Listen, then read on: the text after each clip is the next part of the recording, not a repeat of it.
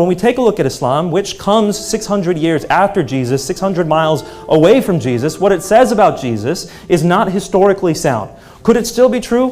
Of course, it could still be true, but we'd have to throw out history in order for it to be true. And I start reading the pages of Scripture, encountering this God, and God's pretty awesome. This was a study Bible that my friend David had given me. I would, out of exasperation, I'd say something like, God, how do I know you can even hear me when I pray? And I'd read the footnote. If you want to know that God hears you when you pray, turn to 1 John 5. Sweet, boom, thanks. I'd start reading. And so I'm going back and forth within the Scripture, and I finally get to Matthew chapter 10. And here's what I read in Matthew chapter 10. He who confesses me before the people of this world, I will confess before my Father in heaven. And he who denies me before the people of this world, I will deny before my Father in heaven. But then there was this one girl, like you're saying, Betsy, who was different because she always had a smile on her face, which I thought was really weird. Like, why are you always smiling?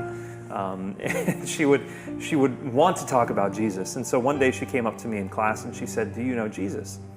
See, the thing was, though, that my mom had trained me to respond to Christians. Yeah.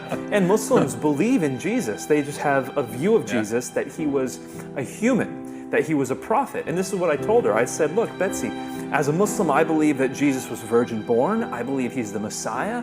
I believe that he's going to come back at the end of times. I believe that he's able to do miracles like cleanse the lepers and raise the dead and heal the blind. And she had no idea that Muslims believe this. So I said for her, but I also know that he's not God. And she said, no, Nabeel, that's the most important part. Jesus is God. Yeah, so Protestants tend to see the Bible and impute that same notion of the Bible to other faiths, but the Islamic way of understanding the Quran and using the Quran was much more as a liturgical device or a totem. So we would memorize the Arabic of the Quran, often not even knowing what it meant. You had no idea what you were reciting. Quite often. Now, my mother was very specific in teaching me the translations, and so she would. But most of the people around me didn't actually bother to learn the English translation. Just memorizing the Arabic of the Quran incurred blessings for you when you recited it. And you had to memorize portions of the Quran to pray the 5 daily prayers. So you have to recite from memory portions of the Quran. And that's what the word Quran means, recitation. So even though it's a book that Muslims hold as the inspired word of Allah, the word incarnate, as it were, Muslims generally don't go directly to the Quran for teaching. They go to their imams and their teachers who then distill that information for them. So by the time I was 5 years old, I had the last 7 chapters of the Quran memorized. And my mom had taught me to recite the Arabic of the Quran, so I had the whole Quran recited in Arabic by the age of 5. Didn't even know how to read English yet, but because Arabic was the language of the Quran, my mom had taught me to recite the scriptures in Arabic. That's what it meant to be a devoted Muslim. For me, in my childhood growing up and everyone around me, that's what it looked like. You have to give up your family. And that's extremely difficult.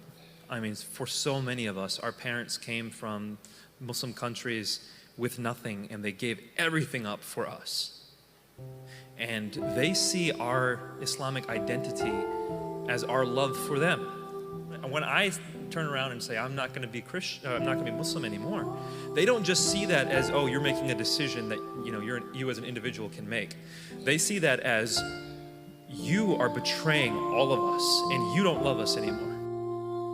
So Jesus claims to be God. Now imagine what this is doing to my mind, because I as a Muslim have now come to the conclusion that the New Testament is reliable, and in that New Testament I'm seeing Jesus claim to be God. This makes everything I've ever been taught about Islam false, because we're supposed to revere Jesus. But here's evidence he claimed to be God. How can I do that? And this cognitive dissonance began to drive me nuts. Up until this point, I was just arguing with my friend David. But now I come to the realization that this investigation may very well determine the course of my life. I prayed and I said, God, can you show me a vision or a dream? That's how our family always prayed for guidance from God. My father always received prophetic dreams when I was a kid.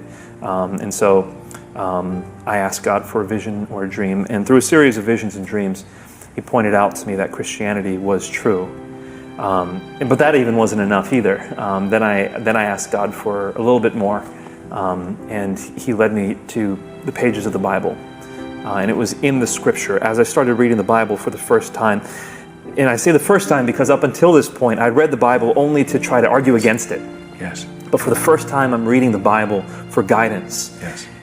And it was like literally life. It was like the living Word. Electric.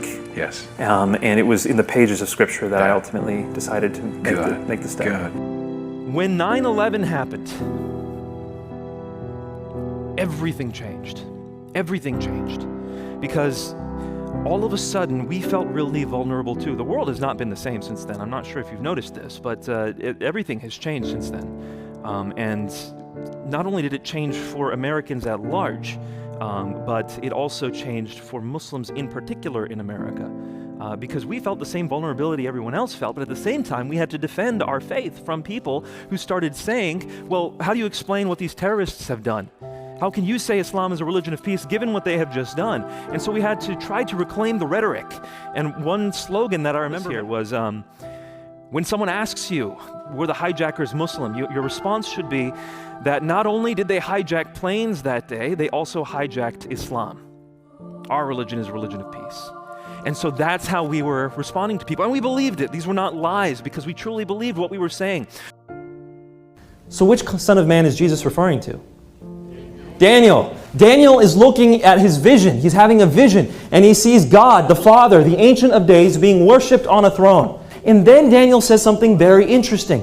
He says, behold, verse 13, chapter 7, behold, I look in my night visions, and one like a Son of Man came on the clouds of heaven, as only God and divine being comes, and to him, that Son of Man, is given glory, authority, and sovereign power. Then it says, people of every nation and language served him. Stop. Who is the one who receives service in heaven? God. And yet here, the one who looks like a Son of Man, who has glory, authority, and sovereign power in heaven, came as God comes, is being served in heaven with a service due only to God by all people of every nation and language.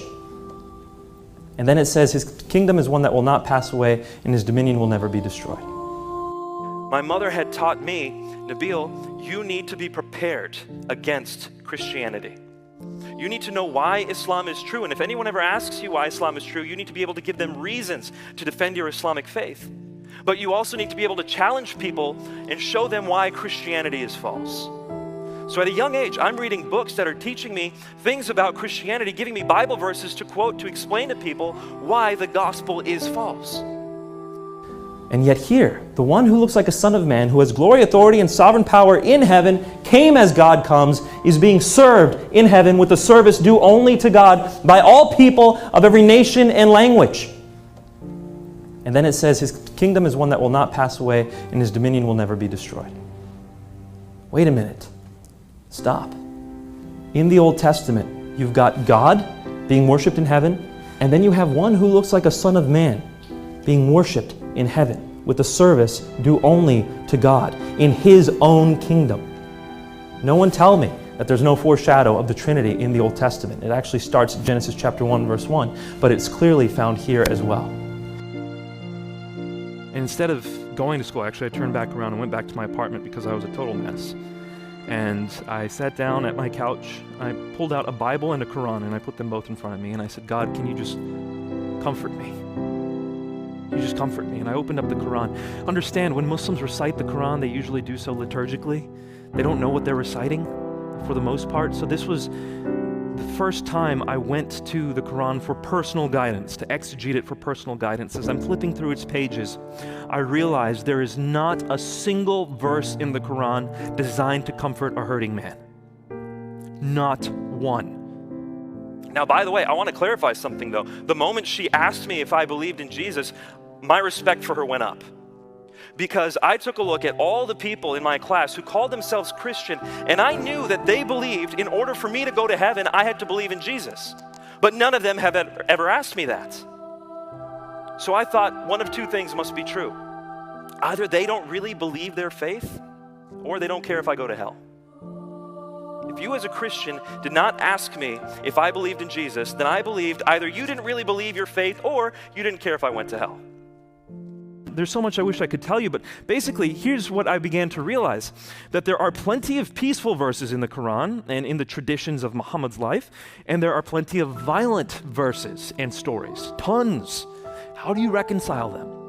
we in the West had been taught that the violent stuff should be seen as all defensive and coming under the lens of the peaceful stuff. The peaceful stuff is the stuff that prevails. But as I was challenging my Christian friend in his faith, he began to show me not 20th, 21st century books written about Muhammad. Those were all very, very much combed through and made palatable to Westerners. He started to say, Nabeel, let's look at the sources of Muhammad's life. Let's look at the Quran itself and the Hadith and the Sirah. Let's look at the original stuff. Not what people are writing now, but the original stuff.